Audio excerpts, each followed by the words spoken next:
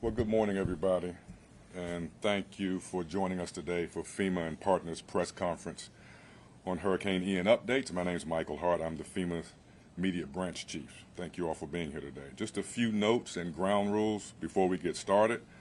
On the panel today, we will have FEMA Administrator Deanne Criswell, Director of NOAA's National Weather Service, Mr. Ken Graham, American Red Cross President and CEO, Gail McGovern, and we'll also have FEMA's national Spanish spokesperson, Mr. Daniel Yargis, and he'll be giving a recap in Spanish on FEMA's operations.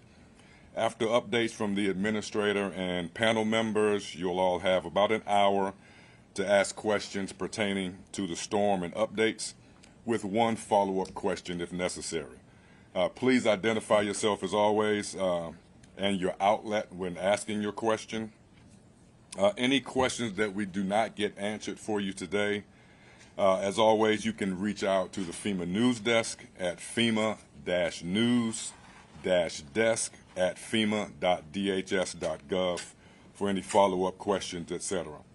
And finally, we ask that you keep the ASL interpreter in your camera shot throughout today's briefing. We've already forwarded you a link to B-roll that is suitable for use with any of your reporting. And if interested, you'll have an opportunity today to shoot B-roll in the National Response Coordination Center, which is located right here at headquarters after the press conference this morning. We'll get that set up right after the presser is completed. Interviews and stand-ups up in the NRCC are not going to be available today, unfortunately, but feel free to reach out to the news desk for any opportunities in the near future, and we can work to help you out with that. All right, so we'll get started here momentarily, and thanks for your patience and your time again this morning. Can we get a 2-minute warning just when we start? Yes.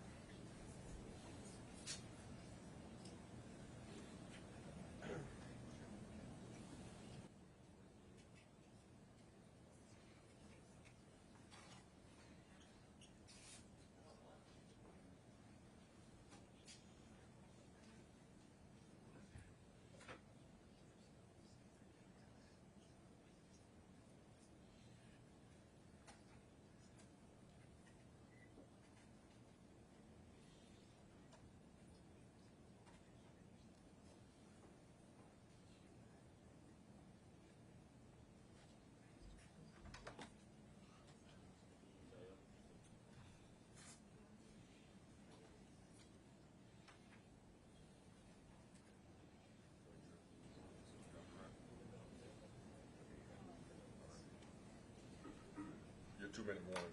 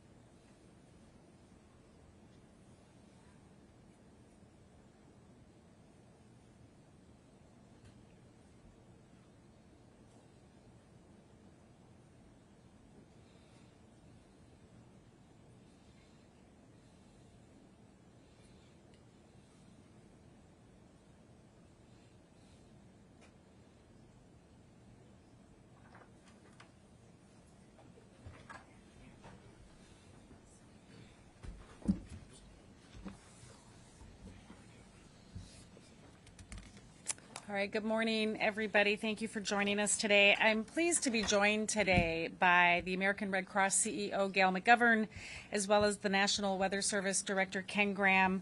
They're going to be sharing some of their preparation and response activities and efforts that are underway right now to support Floridians as they are already experiencing the impacts from Hurricane Ian. And so I'm going to begin by providing a little bit of an update on FEMA's mission and some of the preparedness actions that individuals can take right now. So first, Hurricane Ian is and will continue to be a very dangerous and life-threatening storm. And this is going to be for the days ahead. Floridians up and down the coast are already feeling the storm's painful impacts, and we have yet to experience landfall. However, I spoke with my leadership team this morning, and I can confidently say that we have the right teams and we have the right resources in place and ready to meet the changes or the needs of those that we are charged to serve. But as with any storm, the most important work starts at home. That means we need everyone to heed the warnings of their local officials before, during, and after this storm. These are life-saving messages that simply cannot be ignored. And when it comes to hurricanes, water is dangerous, period. From coastal storm surge to inland flooding, the majority of the state of Florida is in Ian's crosshairs. Therefore, I would like to just share a few key safety messages that will help keep you and your family safe.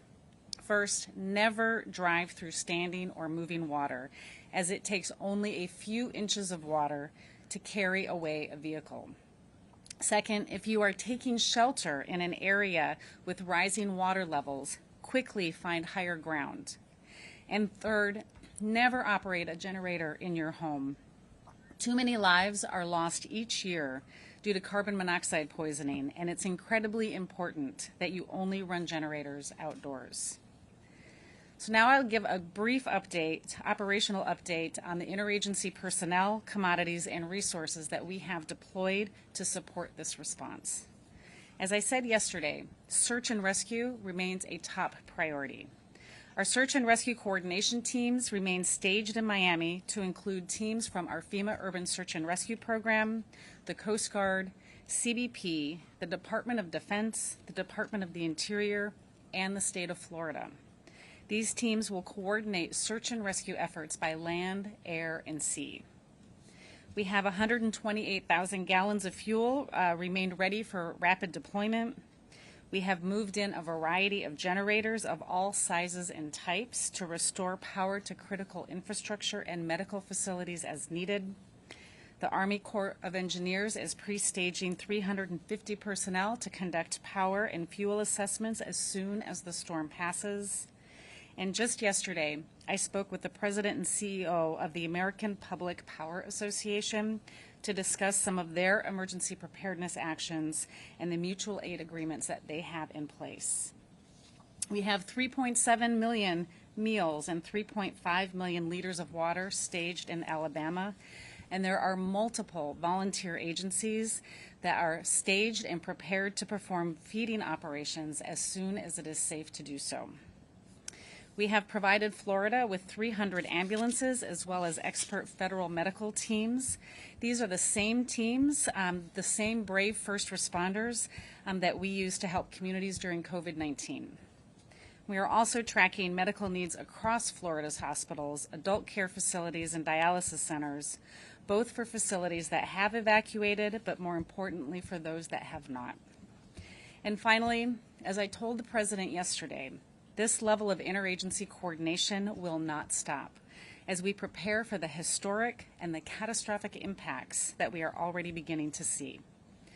So now with every emergency response, we would not be successful in meeting our mission without our partners at the American Red Cross.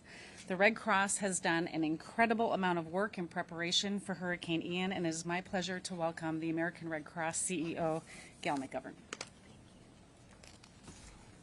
Thank you so much, Administrator Criswell, for inviting me to join you. And FEMA and the Weather Service are wonderful partners, and I want to thank you both.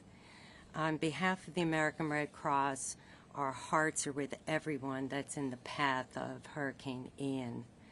Please listen to your local officials, evacuate if they tell you to do so, grab your medication, your glasses, your important documents, prescription drugs, and the like. Check on your neighbors, and please don't wait out the storm if you're being told to evacuate. It's dangerous.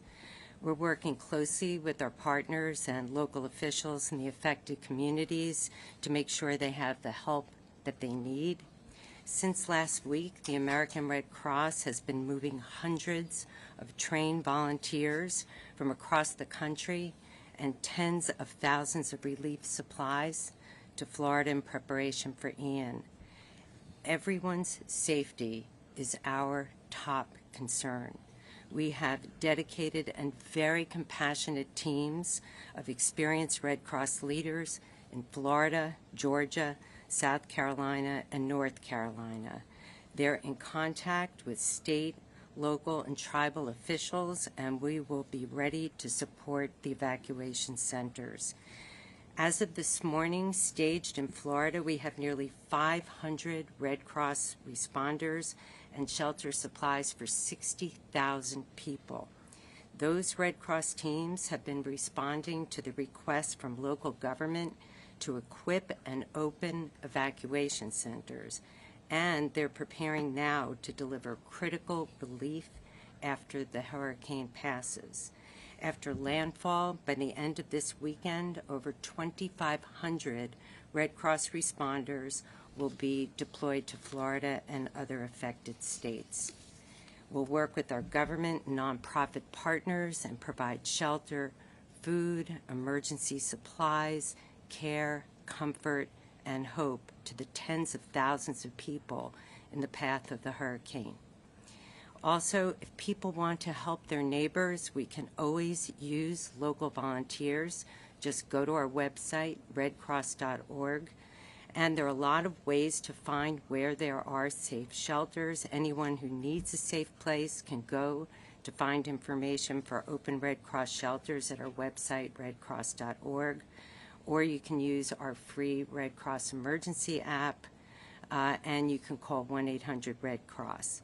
Just make sure you're following the instructions of the officials. And you can also find shelters at floridadisaster.org. And finally, to everyone in the path of the storm, please, please, please follow the evacuation instructions from your elected officials and your local officials. We know that for many of you, recovery from Hurricane Ian will likely be a very long road, and your American Red Cross will be there. And if you'd like to help us, you can volunteer, you can donate blood, or you can make a financial donation by going to redcross.org. And no donation is too small. They're all deeply appreciated, and everything that the Red Cross does is because of the generosity of the American public. Thank you. Thank you very much, Gail. Now I'd like to turn to Director Graham from the National Weather Service to talk about what he's doing to support the response. Thank you, Administrator Criswell. Appreciate that. And, we're watching the storm closely. Of course, it's a very historic storm as we look at this. So I just appreciate the relationship and the coordination with FEMA and also the state, the county, the local, and also the federal level, all the emergency managers. So there's been coordination, briefings behind the scenes, talking about this storm for the last week, and we just appreciate that relationship. Actually, literally have my phone up here because things keep changing as we speak. With a storm like this, it's very common, so I'll be able to bring you the latest information right up here. Well, I wish this wasn't a forecast that I had to deliver. You really look at this. I wish this wasn't a forecast that's about to come true. Okay, so this is a devastating storm for parts of Florida, not just on the southwest coast, but also inland associated with some of these impacts. This is going to be a storm we talk about for many years to come. It's a historic event. So the impacts are already underway. Already starting to see some of those squalls getting into Florida. And we're throwing everything at it at NOAA. everything from the satellites, radar. We've had extra balloon releases across the country. Think about the Midwest. Think about the Northwest United States, the Weather Service Forecast Office launching extra balloons so we get that data into the models to try to get everything we can into the models to make these forecasts. Hurricane hunters from the Air Force and NOAA have constantly been in the storm, often at the same time, getting us the data that we need. And some of these updates that we've been giving you this morning has come from the data that we get from the hurricane hunters. And I would be remiss if I didn't say, I just want to say this real clear, what heroes, right? They go in towards the storm so we can get everybody away from the storm. So just real heroes flying into there, both the NOAA hurricane hunters and the Air Force hurricane hunters. Just absolutely amazing work from these heroes. Winds are 155 miles an hour. Category 4 storm. The radii, hurricane force winds go out 35 miles from the center. It's so important not to just focus on that center line, right? It's big. 35 miles away from the center, you have those hurricane force winds. Think about this, 150 miles away from the center, you have tropical storm force winds. So it's not just right there in the center, right? It's a bigger impact from all of this. And the storm is slowing down as forecast. And that's going to compound the issues associated with storm surge and compound the issues associated with the rainfall. So real important, you heard the advice already here, have those plans in place. If you're in Southwest Florida, you know, the time is to be safe and be where you are, and other places, you know, the central part of the state and the Northwest, this isn't just the West Coast, even the East Coast of Florida is going to see some storm surge and some winds as this takes the time to move across the state. Slow. So it's going to take 24 hours or so once it makes landfall to make it to the other side of the state across the peninsula. So it's 24 hours of rainfall, 24 hours of winds pushing the water. That's 24 hours that you'll see some impacts associated with this. We already heard it. Administrator Criswell, we've talked about this for years, and it's true. Water. We have to talk about the water. 90% of your fatalities in these tropical systems comes from the water. It's a storm surge. It's the rain, not just on the coast, but also inland. So we have to talk about it. Life-threatening, devastating storm surge forecast. Okay, this is the brand new information over the last hour or so. Think about some of these values. Middle longboat to Inglewood, 6 to 10 feet. Inglewood to Bonita Beach, 12 to 18 feet storm surge. That's above ground. That's up your pant leg. That's a lot of water. It's a dangerous, life-threatening amount of storm surge. Okay, Bonita Beach to Chokoloskee, 8 to 12 foot of storm surge. So these communities along the coast, it's an incredibly dangerous situation. Rainfall, not just along the coast, but inland. Think about these values that we're forecasting. Widespread 10 to 15 inches, 15 to 20 inches. Some places going to get 2 feet of rain. It's moving that slow. And that rain has a tough time draining because the storm surge has it blocked. So the water. People really need to listen to the warnings, have multiple ways to get information and warnings, as the water is going to be incredibly dangerous. The wind as well. And we talk about the leading cause of fatalities being water, but when you have a Category 4 storm like this around that eye wall, devastating amount of damage right around that eye wall. So structural damage, power lines, trees, and some serious damage right around that eye wall. And tornadoes. If there wasn't enough threats, we still have tornadoes. 90% of your tornadoes are on that right front quadrant. So as we follow this storm in, the right front quadrant's where you get 90% of the tornadoes. So everybody really urging you to stand by for some of those warnings as they get issued. So that's it. There's an incredible amount of information. It's coming. And the one last thing I want to mention, even getting through the storm, it's dangerous afterwards. It's no fun after these storms, okay? There's debris. There's, you know, you think about trees, power lines, and please be careful with the generators. We've seen over the last couple of years in some of these big hurricanes, including Hurricane Laura that hit Louisiana, that there were more fatalities afterwards associated with generators than there was from a similar storm surge of 16 to 18 feet. So I'm just urging everyone, please follow those instructions and really be careful after the fact. So anyway, that's all I have. Administrator Criswell, you know, I just appreciate the partnership. We're on this together. We're all trying to make the country weather and climate ready, and together we're able to do it. So thank you very much. Thank you, Mr. Graham. Deputy Jarvis with the Thank you. update. Thank you. Hola, muy buenos días. Soy Daniel Yarguez, portavoz nacional de FEMA. Voy a hacer una actualización de lo que dijo la administradora Criswell. El huracán continúa siendo una amenaza peligrosa para la vida en los próximos días. los residentes del estado de Florida, en las partes de la costa, ya empezaron a sentir estos embates del huracán Ian y todavía no toca tierra. Entonces, queremos que tengan mucha precaución. La administradora platicó con su equipo, con el equipo de Fema esta mañana, y estamos listos y confiados de que tenemos a los equipos correctos en los lugares correctos para responder a esta tormenta. Y también para satisfacer las necesidades de las personas a las que servimos. Les pedimos a todos que acaten las advertencias de las autoridades locales antes, durante y después de la tormenta. Estas son advertencias que amenazan la vida y no pueden ser ignoradas de ninguna forma. Cuando se trata de olas de agua, lo escuchamos de la administradora, es algo bien, pero bien peligroso. Tienen que tener mucha, mucha precaución.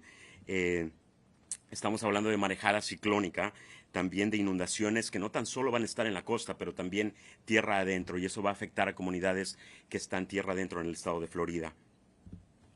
La administradora Criswell también mencionó que queremos compartir consejos útiles con ustedes.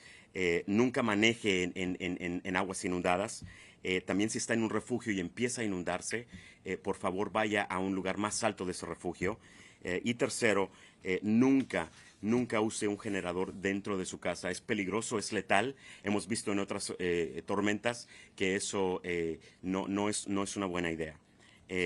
También una actualización de las operaciones de Fema, de nuestro personal, de los suministros y los recursos que hemos desplazado en la respuesta a esta emergencia.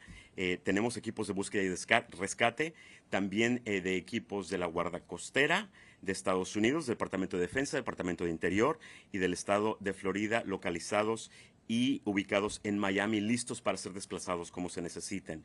Estos equipos coordinan sus operaciones por aire, por agua y también por tierra.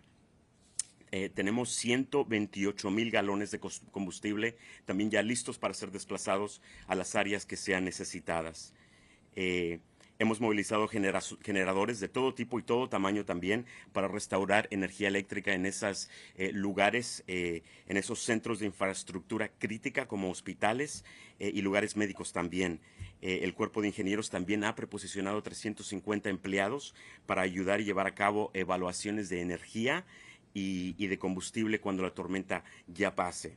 La administradora habló recientemente también con la compañía de electricidad para ver cómo están ellos posicionados para restaurar la energía eléctrica.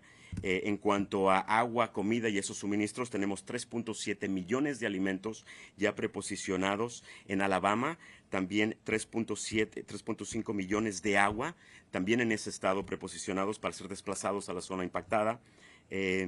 Y hay muchas agencias también sin fines de lucro que están ayudando en las labores de alimentación para las personas afectadas después de que pase la tormenta.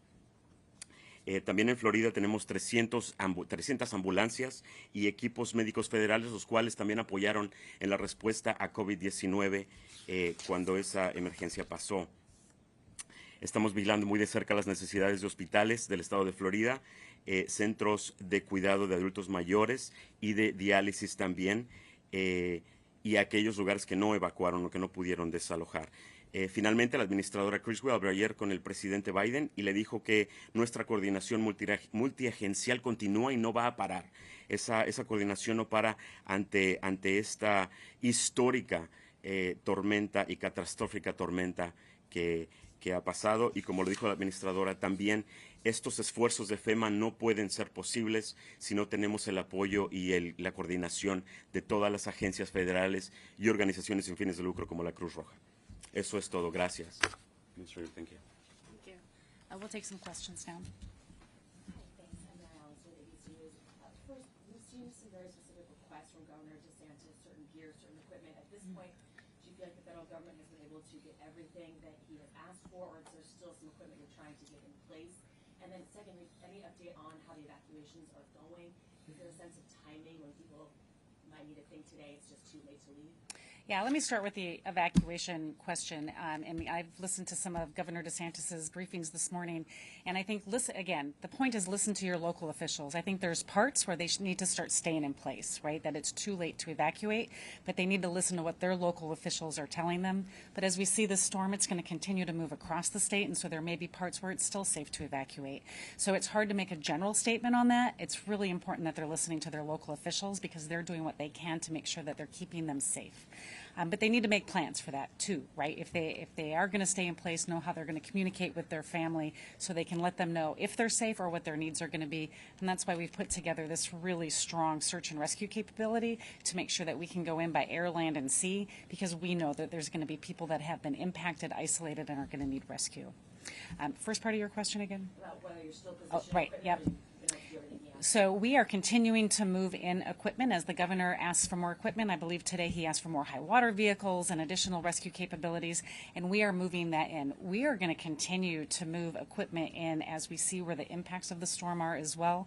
We've pre-positioned quite a bit of equipment so we can respond immediately. Once we know what the impacts are and what the additional needs are, we're just going to continue moving that equipment in.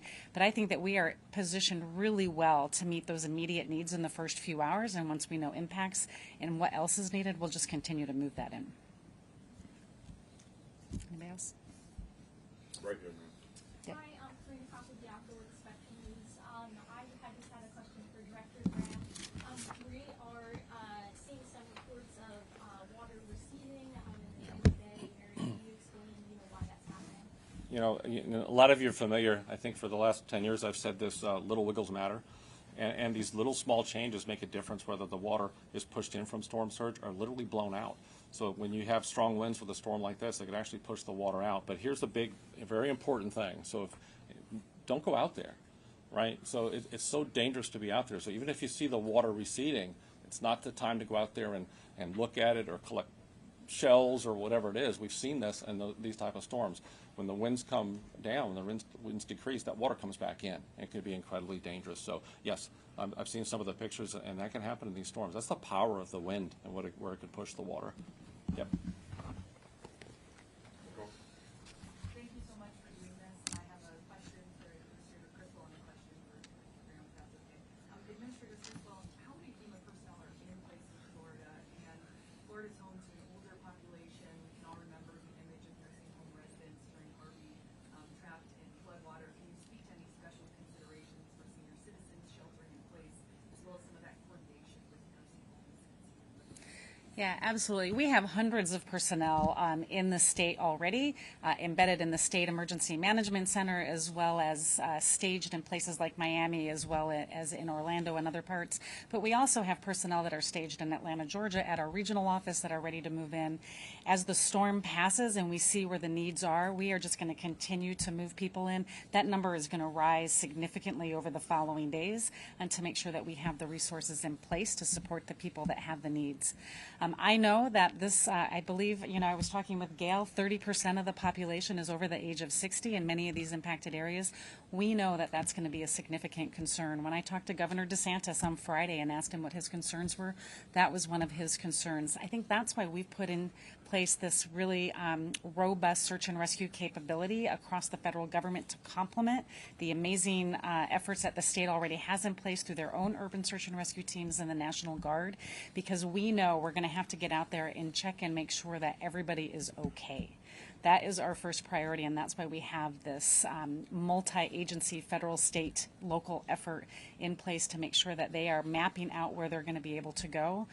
When I talked to our Deputy Federal Coordinating Officer this morning, what he told me is that these teams are going to be assigned directly to local jurisdictions, right? So they can put them and assign them to go search places where they know that their need is, and that way we're not having any gaps in the efforts that we're doing.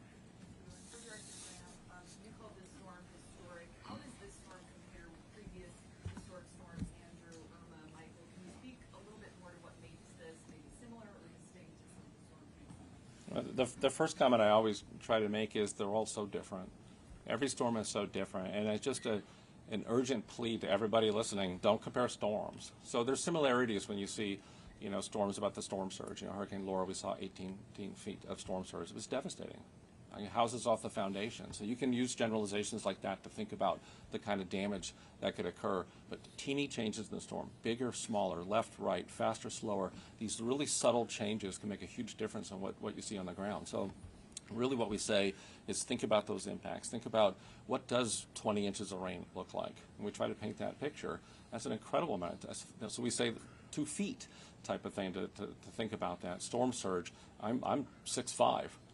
And you think about this storm surge forecast, you start getting 15, 16, 17, 18 feet. I mean, that's a lot of me type of thing. So we try to paint that picture to really, really key in those impacts. So, and the last comment is, that's why the whole NOAA team comes together on these storms, from the satellites, the radar, you look at the hurricane hunters of the Air Force and NOAA. It takes that entire team to really come up with those impacts. Not just the Hurricane Center, but the Weather Prediction Center, Storm Prediction Center, looking at where the tornadoes are going to be, the weather forecast offices, talking to the emergency managers constantly. I mean, literally in those situations, I've been in those situations, and you might as well just leave the phone on speaker, right? You're constantly talking about these. Look at me in a news conference. Look at my phone open, right?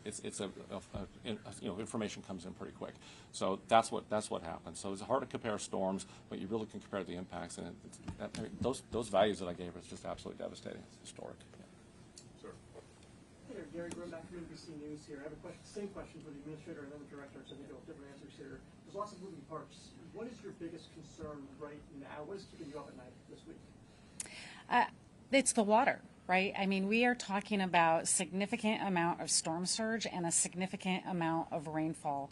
I think one of the reports I even heard earlier today, in some parts of the state, up to 5 inches per hour of rainfall. You know, when you combine those two together, as you heard Director Graham say, it's going to flood. The storm surge is going to back up the rainfall, and it's going to create incredibly life-threatening, dangerous situations.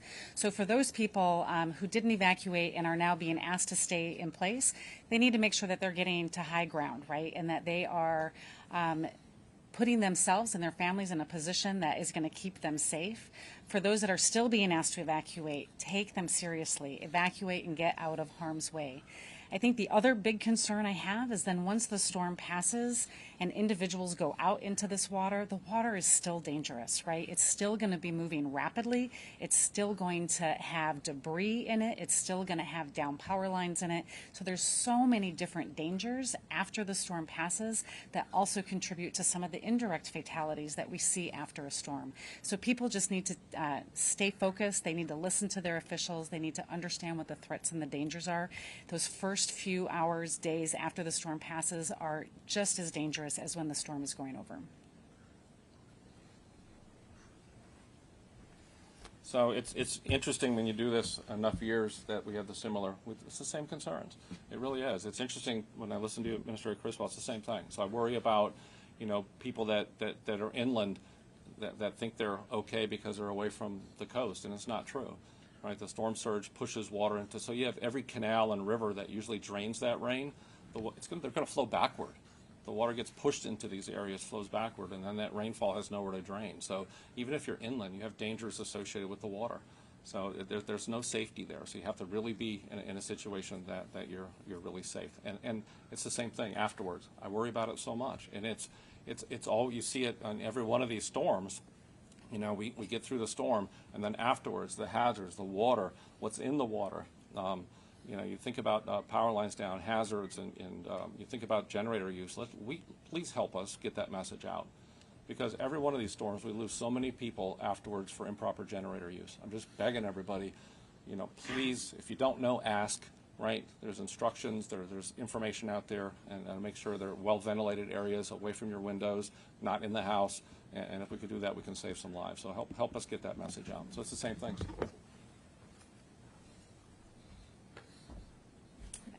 Hi, Carlos Venezuela with Telemundo Network.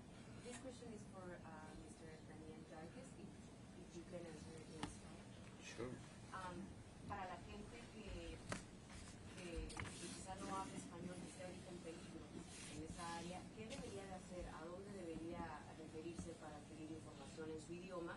Y también recordarle a la gente que a lo mejor tiene una situación migratoria difícil, el pedir ayuda, esto no implica nada, ¿cierto? Lo más importante en estos momentos, Carla, es que las personas escuchen las indicaciones de las autoridades locales.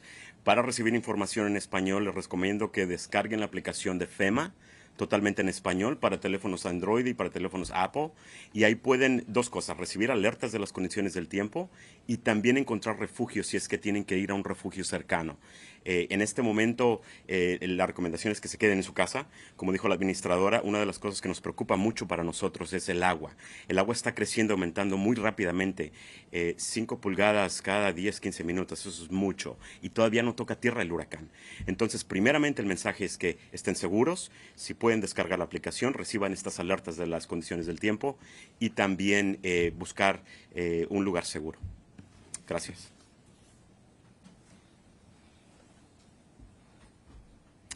All right, last call for questions. As a follow-up, just about sort of the map and path looking ahead a few days out. Right now, where in South Carolina and Georgia are you most worried? Is there a chance that this really weakens by then or gathers strength? Like, what are you looking ahead to? Yeah, I'll let Ken talk about that, but let me first say I did speak with the governors of Georgia and South Carolina a few days ago about their concerns. That was before we knew where the path of the storm was definitely going to go. I think the predictions are that they are going to experience some storm surge and some rain. Our Region 4 office, which is located in Atlanta, Georgia, they have been fully engaged with the staff in both Georgia and South Carolina. We've sent liaison officers there to integrate with them. And as they decide what their potential needs might be, we'll continue to move resources in that area as well. Ken, I don't know if you have anything else.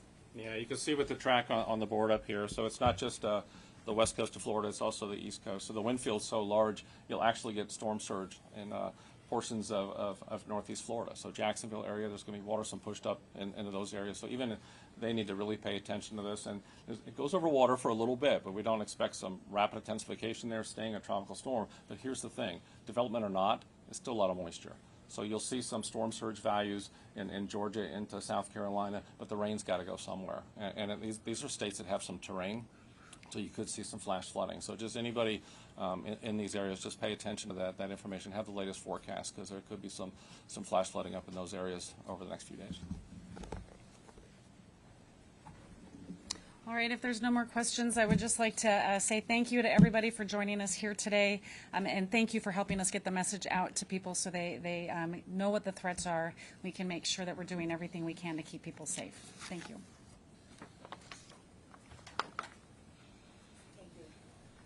Thank you all.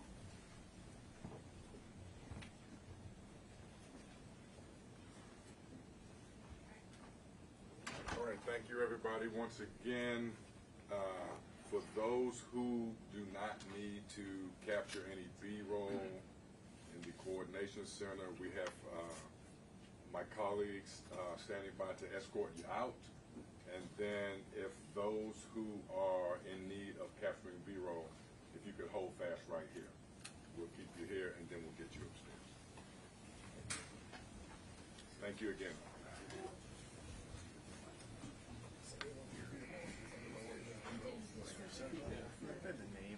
Spelling of the name of the gentleman in Spanish.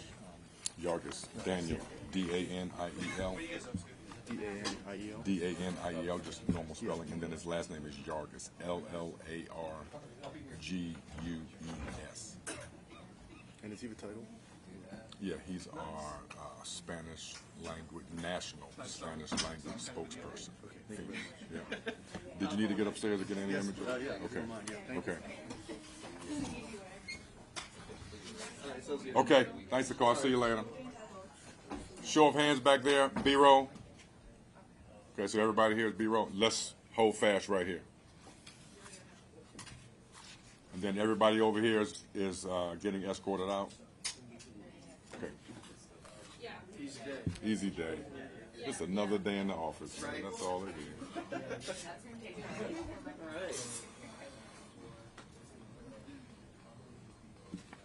Would you hold fast right here? I'll be right back, okay? Do you want us to bring people to nurses? Yeah. I'm going to need your help, so just hold fast. I'll be right back. Okay.